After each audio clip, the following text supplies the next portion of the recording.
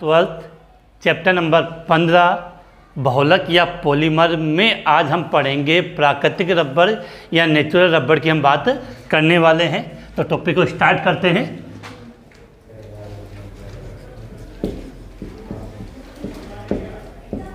प्राकृतिक rubber,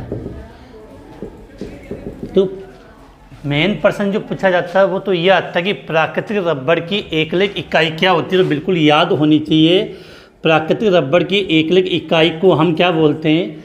isoprene. क्या कहा जाता है? प्राकृतिक रबर की एकलिक इकाई को आइसोप्रीन कहा जाता है। शॉर्ट में फॉर्मूला होता है C5H8, लेकिन इसकी स्ट्रक्चर बनाओगे तो स्ट्रक्चर ये बनेगी CH2 double bond C CH3 CH double bond CH2। ये आइसोप्रीन का सूत्र हो गया।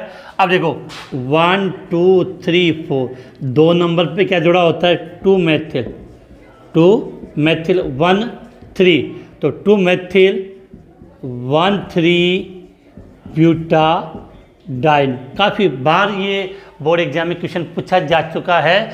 प्राकृतिक रबर C5H8 संरचना सूत्र बनाओगे तो ये बनेगा, और इसका IUPAC नाम क्या होगा? 2 मैथिल 1 3 ब्यूटाडाइन। अब हम बात करते हैं कि जो प्राकृतिक रबर होता है उसका पेड़ होता है, उस पेड़ का नाम होता है हेविया ब्रेसिलेंसिस। प्राकृतिक रबर का जो पेड़ होता है उसको हम क्या बोलते हैं? नाम क्या उसका? हेविया ब्रेसिलेंसिस। हेविया ब्रेसिलेंसिस होता है। उस पेड़ की जो शाखाएं होती है उस पर चीरा लगाया जाता है, उसको इस प्रकार से काटा जाता है जिससे दूध के समान लसलसा और गाढ़ा दरु प्राप्त होता है, जिसको हम क्या बोलते हैं? लेटेक्स, या हिंदी में उसको सीर कहते हैं, जिसमें लगभग 30 से 60% तक रबड़ होता है, और उसमें 1% वाला एसिटिक अम्ल मिलाकर उसका स्कंदन किया जाता है, जिससे हमें रबड़ प्राप्त होता है। तो ये नॉर्मल प्रोसेस थी रबड़ के लिए। फिर इस प्राकृतिक जो एकलिक इकाई आइसोप्रीन है, इस आइसोप्रीन से प्राकृतिक रबड़ का निर्माण कैसे होता है, इसके बाद हम एक छोटा सा टॉपिक इसके अंदर और आता है, उन सब की हम बातें करेंगे कि रबड़ का वल्कनीकरण किसे कहते हैं। तो प्राकृतिक जो रबड़ प्राप्त होता है उसके भौतिक गुणों में कुछ कमियां होती है, तो उन कमियों को दूर करने के लिए प्राकृतिक रबड़ को सल्फर के साथ गर्म किया जाता है। उस प्रक्रिया को बोलते हैं रबड़ का वल्कनीकरण। और जो टायर बनाने के लिए जो रबड़ काम में लिया जाता है उसमें लगभग 5% सल्फर मिला हुआ होता है। इसके बाद हम बात करेंगे कि प्राकृतिक रबड़ की तो बातें इतनी होगी, इसके अलावा कृत्रिम रबड़, जिसको हम संश्लेषित रबड़ कहते हैं, जो अपने सिलेबस में 3 दे रखे हैं। एक आएगा आपका ब्यूना S, दूसरा ब्यूना N, और तीसरा होता है नियोप्रीन। इन तीनों की हम डिटेल से बात करेंगे आज की क्लास में। तो ब्यूना S, ब्यूना N और नियोप्रीन, ये सब बातें जो मैंने शॉर्ट में आपको बताई है। अब हम डिटेल से बात करते हैं। हेडिंग हमने क्या लिखी है? प्राकृतिक रबड़। तो ज़्यादा मैं नहीं बोलूँगा, लेकिन इतनी माइंड में बात क्लियर होनी चाहिए। 2 क्वेश्चन सबसे ज़्यादा इंपॉर्टेंट होंगे कि प्राकृतिक रबड़ की एकलिक इकाई का नाम आइसोप्रीन है, फॉर्मूला C5H8, ये इसके संरचना सूत्र हो गया। इसका अगर IUPAC नाम की बात करें तो 2 मैथिल 1 3 ब्यूटाडाइन। रबड़ का वल्कनीकरण किसे कहते हैं? बहुत बार बोर्ड एग्जाम में ये क्वेश्चन पूछा जा चुका। तो रबड़ को सल्फर के साथ गर्म करना रबड़ का वल्कनीकरण कहलाया जाता है, ये कहते हैं। फिर ब्यूना S, ब्यूना N और नियोप्रीन की एकलिक इकाई क्या होती है और इनका उपयोग कैसे करते हैं, तो उनके बारे में बात करेंगे। तो स्टार्ट करते हैं आज की इस क्लास को। तो सबसे पहले हम बात कर रहे हैं प्राकृतिक रबड़। तो प्राकृतिक रबड़ के पौधे को हम क्या बोलते? रासायनिक नाम क्या, उसका बॉटनिकल नाम क्या है? हेविया ब्रेसिलेंसिस। क्या लिखा मैंने? हेविया ब्रेसिलेंसिस। प्राकृतिक जो रबड़ का पेड़ होता है उसका वैज्ञानिक नाम क्या है? हेविया ब्रेसिलेंसिस। अब देखो हम बात करते हैं अपने को समझना क्या और याद क्या करना, उसके बारे में हम कुछ बातें कर लेते हैं। कि सबसे पहले प्राकृतिक रबड़ के पेड़ों की शाखाओं पर शाखाओं पर चीरा लगाकर, प्राकृतिक रबड़ के पेड़ों की शाखाओं पर चीरा लगाकर दूध जैसा लसलसा एवं गाढ़ा द्रव प्राप्त होता है, जिसे लैटेक्स या सीर कहते हैं।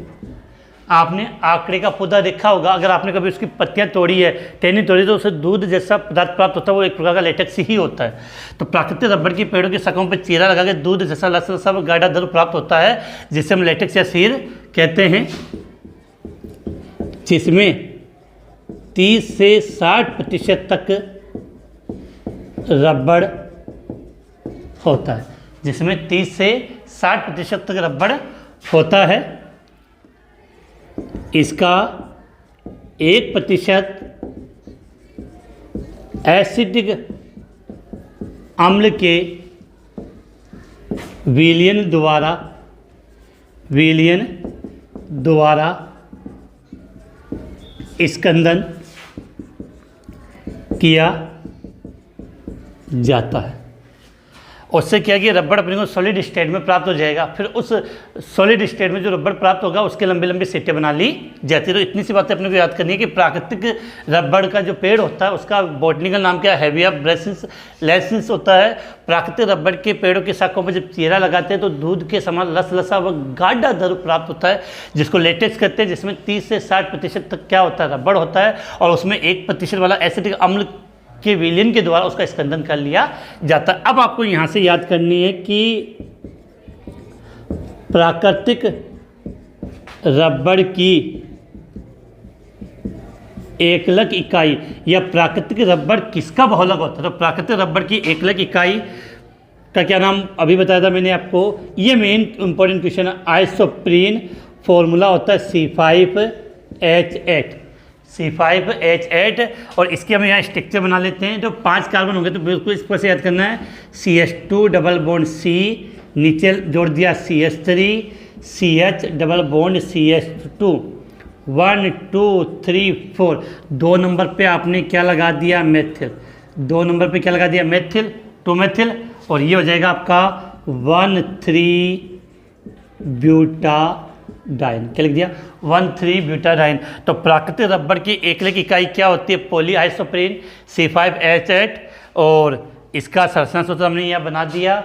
और इसका प्राकृतिक रबड़ का जो आईपीसी नाम, एकलक इकाई का जो आईपीसी नाम होगा वो क्या होगा, 2-मेथिल 1,3-ब्यूटाडाइन देना। जितने भी कृत्रिम रबड़ बनते हैं उन समय मुख्यतः ये स्ट्रक्चर जरूर मिलेगी आपको, 1,3-ब्यूटाडाइन वाली। तो आप इसका स्क्रीनशॉट लें, उसके बाद हम इसके निर्माण की प्रोसेस है, वो प्रक्रिया वो समझते हैं।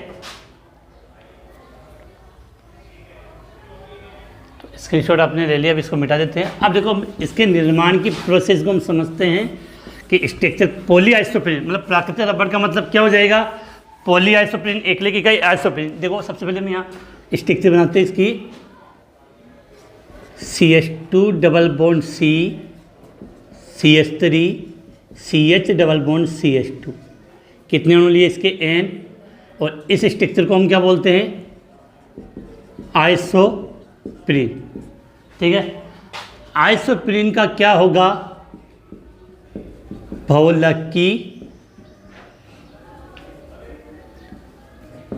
बहुलकीकरण या बहुलकन होगा। तो अब जो समझना बहुलकीकरण में क्या होगा, ये डबल बॉन्ड टूटेगा, ये डबल बॉन्ड टूटेगा, तो ये डबल बॉन्ड टूटने से लाइन इधर आ जाएगी और ये डबल बॉन्ड टूटने से ये लाइन यहाँ आ जाएगी।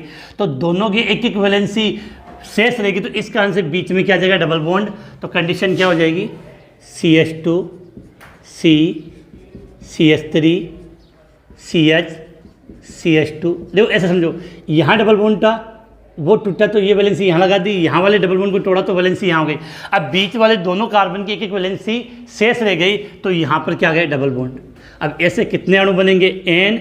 अब ये क्या हो गया आपका प्राकृतिक रबड़। अब देखो इसकी एकलक इकाई आइसोप्रीन थी, तो इसको नॉर्मली हम क्या बोल देते हैं, पॉलीआइसोप्रीन। क्या कहते हैं, पॉलीआइसोप्रीन। क्या आपका प्राकृतिक रबड़। एक बात और रखना, जो पॉलीआइसोप्रीन है इसको बहुत सी जगह आप ये भी लिखोगे मिलेगा समपक्ष 1,4 पॉलीआइसोप्रीन। आइसोप्रीन देखो, ये पॉलीआइसोप्रीन का मतलब ऐसे बहुत सारी स्टिक से बनी होगी।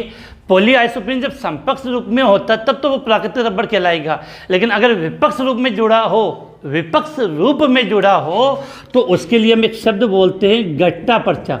उसको हम क्या कहेंगे, उससे हम गट्टा पर्चा कहते हैं। तो बिल्कुल माइंड में क्लियर होनी चाहिए कि यदि पॉलीआइसोप्रीन का समपक्ष रूप है तब वो प्राकृतिक रबड़ कहलाएगा, लेकिन अगर उसका विपक्ष रूप है तब हम उसको क्या बोलेंगे, गट्टा पर्चा। जो एक लैंग्वेज में लिख देता हूँ यहाँ कि यदि पॉलीआइसोप्रीन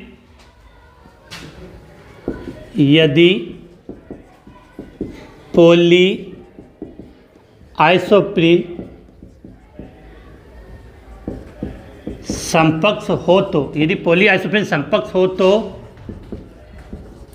प्राकृतिक रबड़, तथा पॉलीआइसोप्रीन समपक्ष हो तो प्राकृतिक रबड़ तथा विपक्ष हो तो गट्टा पर्चा कहलाता है। अब समपक्ष और विपक्ष कैसे वो समझाता हूँ। देखो, इस पॉलीआइसोप्रीन को आप गौर समझो, इस कार्बन से कितने समूह जुड़े हैं, 2। यहाँ समझा रहा हूँ, ये आपका कार्बन है, इस कार्बन से 2 समूह जुड़े हैं, एक तो CH2 और एक CH3। क्लियर है? कौन से? इस कार्बन से, ये तीर का निशान लगा दिया। अब उधर वाले कार्बन पे देखो, इस कार्बन से कितने समूह जुड़े हैं, 2। एक तो H जुड़ा है और एक आपका CH2 जुड़ा है। इस कार्बन से एक तो H जुड़ा और एक CH2 जुड़ा, मतलब इन 2 कार्बन से इधर तो CH2 CH3 जुड़ा है, इधर H CH2 जुड़ा है। अब देखो इनको रिप्रेजेंट कैसे करते हैं वो समझना। यहाँ मैंने लिखा C double bond C। Clear है? C डबल बॉन्ड C मैंने यहाँ लिख दिया। अब देखो इस कार्बन से 2 समूह, एक तो CH2 एक CH3, तो ये CH2 मैंने यहाँ जोड़ दिया और ये CH3 मैंने यहाँ जोड़ दिया, कोई परेशानी नहीं। अब देखो इधर वाले कार्बन पे देखो, एक H जुड़ा और एक CH2 जुड़ा है। अगर आपको समपक्ष रूप बनाना है तो CH2 कहाँ आ जाएगा, सामने, और ये H यहाँ जोड़ दिया। अब सामने इकाई, तो ये कौन सा रूप हो गया, समपक्ष रूप। अब ये पॉलीआइसोप्रीन का समपक्ष रूप है, तो ऐसी बहुत सारी इकाइयाँ जुड़ी होगी, तो उसको आप चाहो तो इस प्रकार से लिख सकते हो, CH2 C double bond C, यहाँ पर CH3 H CH2, और जोड़ दो एक और इकाई, CH2 C CH3 double bond CH2 H। ये क्या हो गया आपका, पॉलीआइसोप्रीन है, लेकिन कौन सा रूप है, समपक्ष रूप है। और समपक्ष रूप होने का मतलब क्या कहोगे इसको, प्राकृतिक रबड़। तो ऐसे लिख सकते हैं, समपक्ष पॉलीआइसोप्रीन।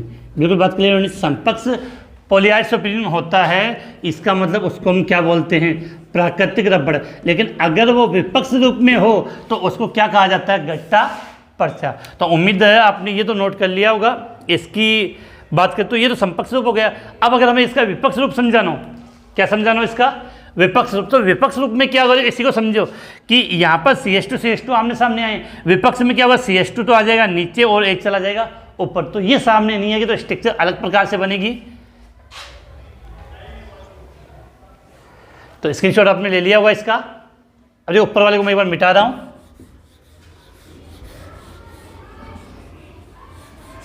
अब देखो हम बात करें, अगर विपक्ष रूप बनाना तो क्या करेंगे, देखो यहाँ पे समझते हैं कि CH2 C CH3 double bond. Clear है? अब देखो विपक्ष बनाना तो मैंने क्या किया, H तो कर दिया ऊपर और CH2 कर दिया नीचे, आमने सामने हो गए विपरीत दिशा में। तो ये कौन सा रूप होगा, विपक्ष। अब अगला जोड़ेगा। अब अगला समूह जब आपको जोड़ना है तो देखो क्या करोगे, C डबल बॉन्ड C। अगर CH2 ऊपर करोगे तो ये दोनों बंद कैसे बनाएंगे, तो माइंड में पहली बात तो ये क्लियर होनी चाहिए, C डबल बॉन्ड C, एक तो समूह जुड़ा हुआ CH3, एक समूह जुड़ा हुआ CH2, इधर CH2 और ये H, एक स्ट्रक्चर हमने ये बनाई।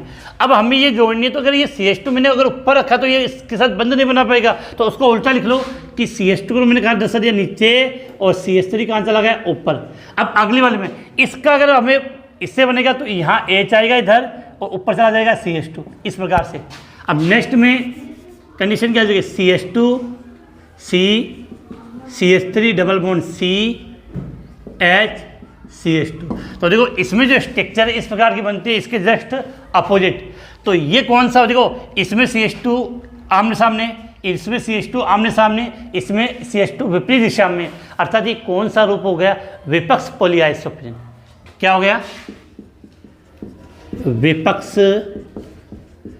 पॉलीआइसोप्रीन। क्या हो गया, विपक्ष पॉलीआइसोप्रीन। और जब विपक्ष पॉलीआइसोप्रीन होता है तो उस रूप को हम गट्टा पर्चा कहते हैं। तो बिल्कुल क्लियर होना चाहिए, अगर पॉलीआइसोप्रीन का समपक्ष रूप है तब वो प्राकृतिक रबड़ होगा, और विपक्ष रूप होगा तो उसको हम क्या कहेंगे, गट्टा पर्चा कहते हैं। इसके बाद हम बात करते हैं रबड़ का वल्कनीकरण। तो रबड़ में सल्फर मिलाकर गर्म करने की प्रक्रिया रबड़ का वल्कनीकरण कहलाता है। लेकिन इसके लिए विशेष बात है कि जो प्राकृतिक रबड़ होता है, प्राकृतिक रबड़ जो हमें प्राप्त होता है वो उच्च ताप पर तो चिपचिपा सा हो जाता है, नरम हो जाता है, और कम ताप पर भंगुर हो जाता है, टूट जाता है।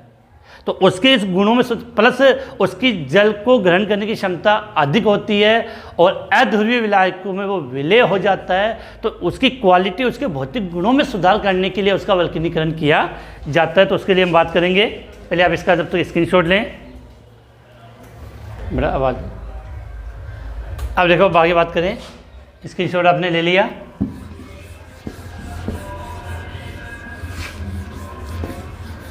अब हम बात करते हैं रबड़ का वल्कनीकरण। दिख रहा है यहाँ पे, देख लेते हैं, रबड़ का वल्कनीकरण। क्या लिखा है, रबड़ का वल्कनीकरण। तो देखो सीधी सी बात आपको समझने की, प्राकृतिक रबड़ उच्च ताप पर नरम और निम्न ताप पर क्या हो जाता है, भंगुर हो जाता है। प्लस इसकी जल अवशोषण क्षमता भी उच्च होती है। इसके अलावा ये अध्रुवीय विलायकों में घुलनशील होता है, और ऑक्सीकरण अभिकर्मकों के प्रति प्रतिरोधी नहीं होता है। तो इन भौतिक गुणों में सुधार करने के लिए रबड़ को सल्फर के साथ गर्म किया जाता है। तो क्या लिखेंगे, प्राकृतिक रबड़, प्राकृतिक रबड़ उच्च ताप 335 केल्विन पर नरम, प्राकृतिक रबड़ उच्च ताप अर्थात 335 केल्विन पर नरम तथा निम्न ताप 283 केल्विन पर भंगुर हो जाता है। 283 केल्विन पर भंगुर हो जाता है तथा उच्च जल अवशोषण क्षमता, जल के अवशोषण की क्षमता क्या होती है, उच्च। तो जल अवशोषण तथा उच्च जल अवशोषण क्षमता प्रदर्शित करता है एवं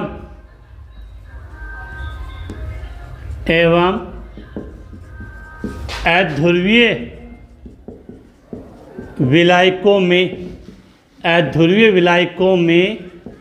घुलनशील होता है, अध्रुवीय विलायकों में घुलनशील होता है तथा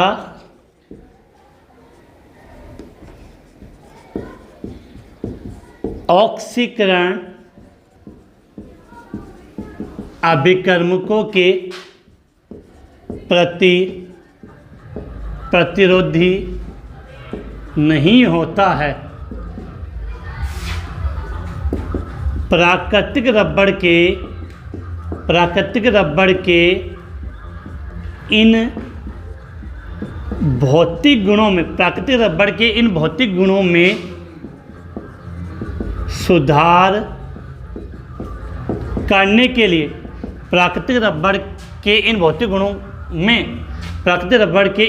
गुणों में सुधार करने के लिए प्राकृतिक रबड़ को Cu मतलब कॉपर, प्राकृतिक रबड़ को कॉपर उत्प्रेरक की उपस्थिति में 373 केल्विन से 415 केल्विन ताप पर सल्फर के साथ गर्म किया जाता है। इस प्रक्रिया को रबड़ का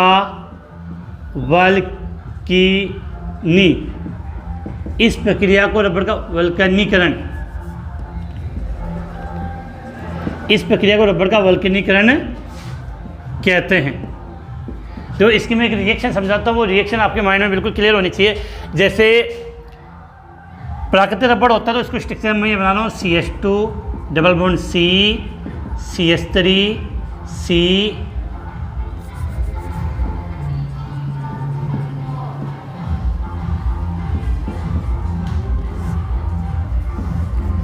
ये आपने क्या बनाया, एक प्राकृतिक रबड़ बेटा।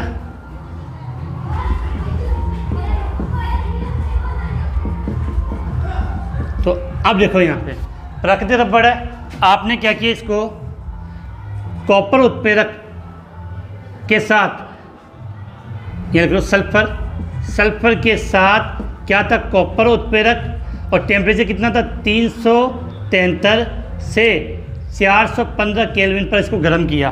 तो क्या होगा, ये बीच वाला जो डबल बॉन्ड है टूट जाएगा और यहाँ पर सल्फर का त्रिक बंध बन जाएगा। सल्फर का कौन सा त्रिक बंध बन जाता है, सल्फर का क्या त्रिक बंध बनता है, वो कंडीशन तो है, तो बीच का डबल बॉन्ड टूट जाएगा ऐसे CH2 CH3 CH CH2 CH2 CH3 CH CH2, इस प्रकार से इनमें त्रिक बंध बन जाता है। या तो ये कंडीशन होगी बंध की, या इसकी एक स्ट्रक्चर और बन सकती है कि यहाँ से एक हाइड्रोजन यहाँ से चला जाए और बीच में एक S बंध, जो सल्फर का जो त्रिक बंध है उसका निर्माण हो जाए। जगह स्पेस बची नहीं है, यहाँ थोड़ा सा मैं कोशिश करता हूँ, लेकिन यहाँ पर भी पूरी स्ट्रक्चर, तो यहाँ जाए तो इसको यह ऐसी कंडीशन हो जाएगी CH S CH, नज़र आ रहा होगा आपको, C CH3 double bond CH CH2 C CH3 double bond CH CH2 CH CH2, ठीक है। तो ये जो रबड़, एक तो ये, और ये स्ट्रक्चर आपको इसके आगे प्लस बना के लिखनी है कि जब रबड़ का वल्कनीकरण किया जाता है तो उसमें त्रिक सल्फर के त्रिक बंधों का निर्माण हो जाता है, और ये रबड़ होता है वो काफ़ी मजबूत होता है। टायर बनाने के लिए जो रबड़ का प्रयोग किया जाता है उसमें 5% सल्फर मिलाया जाता है। एक लाइन और लिख देते हैं मैं यहाँ पे, टायर बनाने के लिए प्रयुक्त रबड़ में 5% सल्फर मिलाया जाता है। टायर बनाने के लिए प्रयुक्त रबड़ में कितना प्रतिशत सल्फर मिला, तो 5% सल्फर मिला होता है। तो ये था रबड़ का वल्कनीकरण। इसके बाद हम आगे बात करेंगे। पहले एक बार आप स्क्रीनशॉट लें। ये स्ट्रक्चर यहाँ आगे स्पेस नहीं था इसलिए मैंने यहाँ लिख दिया है, तो आपको क्या करना, वो लिखने के बाद उसको आगे प्लस लगा के ये नोट कर लेना। इसके बाद ये तो थी प्राकृतिक रबड़। कृत्रिम रबड़ अपने सिलेबस में 3 प्रकार के दे रखे हैं, ब्यूनाएस, ब्यूनाएन और नियोप्रीन।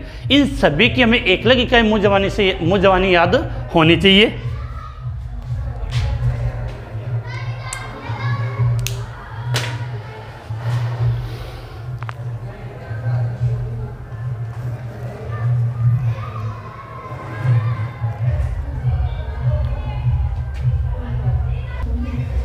इसके बाद हम बात करें आगे कृत्रिम संश्लेषित रबड़, जिसमें 3 रबड़ अपने सिलेबस में दे रखे, ज़्यादा नहीं, इनकी एक एक इकाई और इनकी संरचना वो अपने को आनी चाहिए। तो यहाँ पर हम बात करते हैं,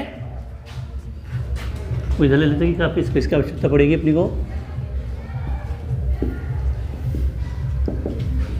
संश्लेषित रबड़ क्या लिखा है, संश्लेषित रबड़ कितने प्रकार, कितने एग्जाम्पल अपने, 3 बिल्कुल क्लियर होना चाहिए। नंबर 1 पर आता है आपका ब्यूनाएस नंबर 2 ब्यूना एन, और नंबर 3 पे आप याद कर लेना नियोप्रीन। नियोप्रीन, ये तीनों किस प्रकार के रबड़ है? संश्लेषित ये कृत्रिम रबड़ है। नंबर 1 फिर से चलते हैं वापस से, ब्यूना एस।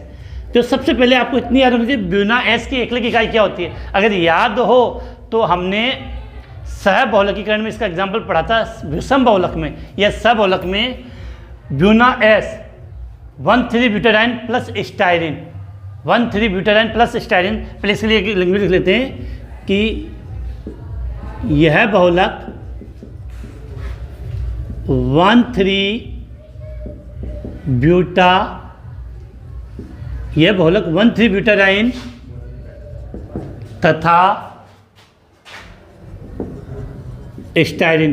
तो यहाँ से ये बात क्लियर हो जानी चाहिए कि ब्यूना एस की एकलिक इकाई क्या है? 1,3-ब्यूटाडाइन प्लस स्टाइरिन। तो यह बहुलक 1,3-ब्यूटाडाइन तथा स्टाइरिन को सोडियम उत्प्रेरक की उपस्थिति में सहबहुलकीकरण से प्राप्त होता है। अब आपके माइंड में ये बात क्लियर होनी चाहिए कि ब्यूना एस की एकलिक इकाई 1,3-ब्यूटाडाइन प्लस स्टाइरिन। अब देखो स्ट्रक्चर बनानी 1,3-ब्यूटाडाइन, मैंने बताया था स्ट्रक्चर क्या होगी इसकी, CH2 double bond CH, CH double bond CH2। इस स्ट्रक्चर को हम क्या बोलते हैं? पिछली क्लास में हमने बात भी की थी 1,3-ब्यूटाडाइन। अब बहुत सी जगह 1,3-ब्यूटाडाइन को इस प्रकार से भी लिख सकते हैं। देखो कार्बन कितने हैं? 1 2 3 4, तो 4 कार्बन है, तो मैंने क्या नाम दे दिया? ब्यूट। डबल बॉन्ड 1 नंबर और 3 नंबर पे, तो ब्यूट 1,3-डाइन।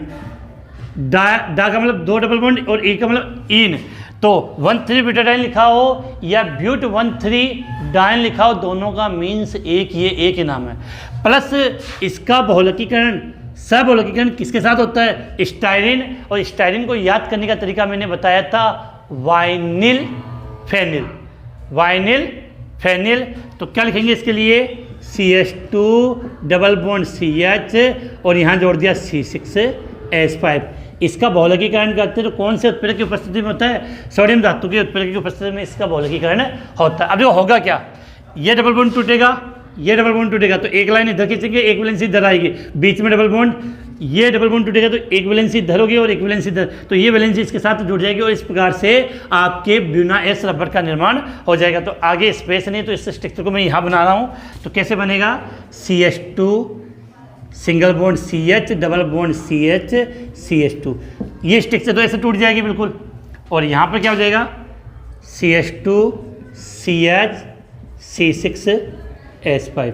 अब जब भी हम इनका बहुलकीकरण करेंगे तो इनके कितने अणुओं की आवश्यकता होगी? N की। तो इसको कोष्ठक में बंद किया N, इसका क्या नाम हो गया? ब्यूना एस बहुलक। क्या हो गया? Buena S. अब यहाँ से आपको एक बात और याद करनी है कि ब्यूना एस को स्टाइरिन ब्यूटाडाइन बहुलक भी कह सकते हैं। स्टाइरिन है तो ये तो 1,3-ब्यूटाडाइन, और इसको हमने क्या नाम दिया? स्टाइरिन। तो इसको नॉर्मली हम और क्या बोल सकते हैं? स्टाइरिन ब्यूटाडाइन बहुलक। तो बिल्कुल क्लियर समझ जाओगे क्या लिखा हमने? Buena S. अब ब्यूना एस के हम एक उपयोग की बात करें तो उपयोग में आपको यहाँ लिख देता हूँ, 2-3 उपयोग है, ज़्यादा बड़े उपयोग इसके है नहीं है। उपयोग तो सबसे पहले बात तो कि टायर बनाने के लिए टायर, गैसकेट, जूतों के सोल व तारों के विद्युत लेपन में, तारों के विद्युत लेपन में इनका प्रयोग किया जाता। तो बिल्कुल क्लियर होनी चाहिए। संश्लेषित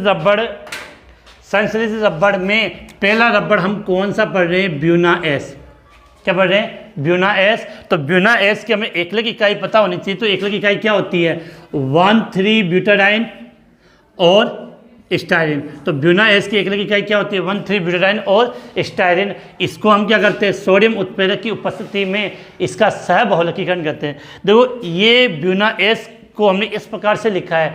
जब हमने सह बहुलक पढ़ा था वहाँ पर मैंने इनको डिटेल से आपको समझा दिया था कि इनकी स्ट्रक्चर आपको कैसे याद करनी है और कैसे आपको रिप्रेजेंट करना है होगा। ये स्ट्रक्चर बन जाएगी। उपयोग याद रख लेना, टायर, गैसकेट, जूतों के सोल और तारों के विद्युत लेपन में इस ब्यूना एस बहुलक का प्रयोग किया जाता है। इसके बाद आपका जो नेक्स्ट संश्लेषित रबड़ की बात करेंगे वो आएगा ब्यूना एन।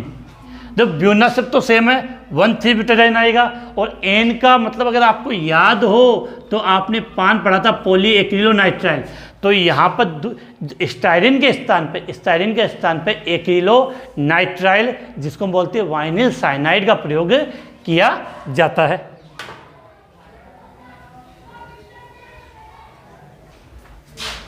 इसके बाद नेक्स्ट बहुलक की बात करते हैं। उम्मीद है आपने इसका स्क्रीनशॉट ले लिया है और बिल्कुल माइंड में आपके याद हो चुका होगा। इसके बाद देखो हम आगे बात करें नंबर 2 पे। नंबर 2 पे आपका कौन सा बहुलक आता है? संश्लेषित रबड़ की बात करें हम यहाँ पे ब्यूना एन। क्या लिखा है? Buna N. तो बिल्कुल क्लियर होनी चाहिए। एकलिक इकाई क्या होगी? 1,3-ब्यूटाडाइन प्लस एक्रिलोनाइट्राइल। एक्रिलोनाइट्राइल को आप किसे याद करोगे? वाइनिल साइनाइड के रूप में। तो क्या लिखोगे कि 1,3-ब्यूटाडाइन तथा एक्रिलोनाइट्राइल की 1,3-ब्यूटाडाइन तथा एक्रिलोनाइट्राइल को सोडियम उत्प्रेरक की उपस्थिति में सह बहुलकीकरण करने पर ब्यूना एन प्राप्त होता है। अरे ब्यूना से तो बिल्कुल बात क्लियर हो गई। 1,3-ब्यूटाडाइन। तो 1,3-ब्यूटाडाइन को याद करने का तरीका क्या था आपका? स्ट्रक्चर क्या थी? CH2 double bond CH, CH double bond CH2। क्या नाम होगा इसका? 1,3-ब्यूटाडाइन। चाहो तो आप इसको ब्यूट 1,3-डाइन भी लिख सकते हो। अब दूसरी एकलिक इकाई पर फोकस करो। क्या लिखा आपने? एक्रिलोनाइट्राइल। और मैंने आपको एक बात समझाई थी कि एक्रिलोनाइट्राइल चाहो तो आप इसको क्या बोल सकते हो? Vinyl cyanide. क्या कह सकते हैं हम इसको? Vinyl cyanide. और इसका फॉर्म वाइनिल का मतलब क्या था? CH2 डबल बॉन्ड CH और साइनाइड का मतलब नीचे क्या जोड़ दिया? CN। तो ये क्या हो गया? वाइनिल साइनाइड, जिसको हम क्या बोलते हैं? एक्रिलोनाइट्राइल। तो यहाँ बना दो CH2 डबल बॉन्ड CH और नीचे क्या जोड़ दिया आपने? CN। बस क्या कर दिया इसका? सह बहुलकीकरण। तो सीधी बात है, स्ट्रक्चर कैसे बनेगी? CH2 CH double bond CH, CH2 CH CN। क्या हो गया? N। इसको हम क्या बोलते हैं? Buna N. बिल्कुल पहले वाली और इस वाले में इतना ही अंतर है कि उसमें फेनिल समूह जुड़ा था C6H5 और यहाँ पर क्या जुड़ा है? CN cyanide. बाकी सेम है, बस उपयोग में अंतर है। तो इसके उपयोग में यहाँ लिख देता हूँ। अगर हम उपयोग की बात करें तो इसका उपयोग जो किया जाता है वो पेट्रोल, स्नेक तेल व कार्बनिक विलायकों के प्रति प्रतिरोधी होता है। अतः इसका उपयोग तेल, सील और टंकी के अस्तर बनाने में किया जाता है। तो यहाँ पर मैं लिख देता हूँ। उपयोग की बात हम यहाँ कर लेते हैं। उपयोग यह है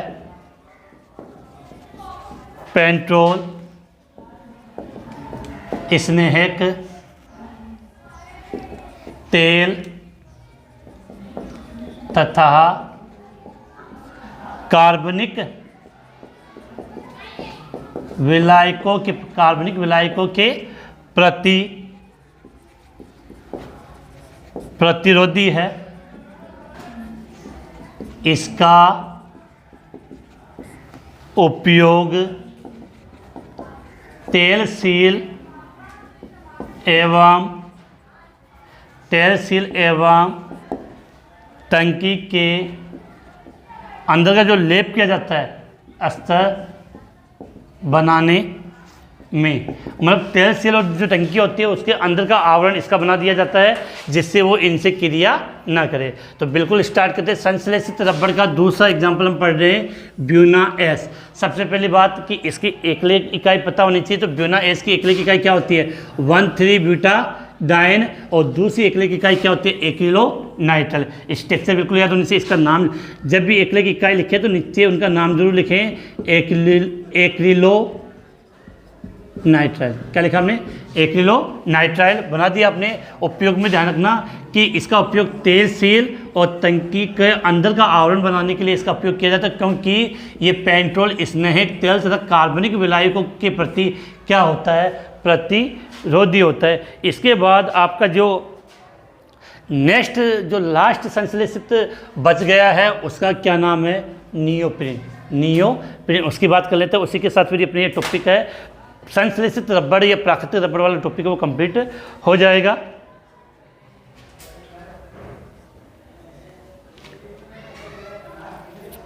इसका जल्दी से आप स्क्रीनशॉट ले लें।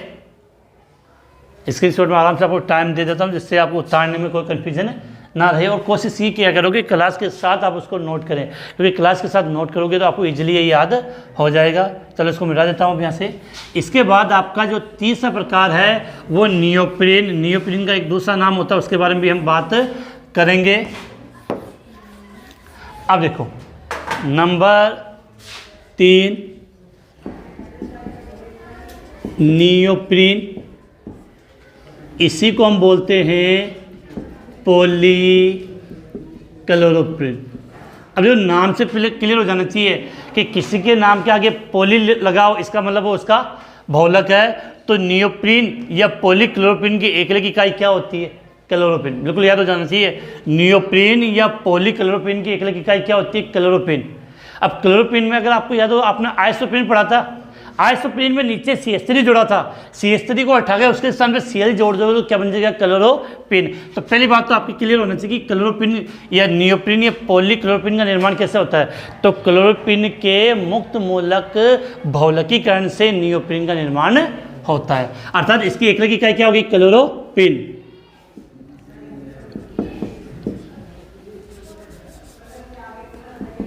क्या लिखे यहाँ पे कि क्लोरोप्रीन के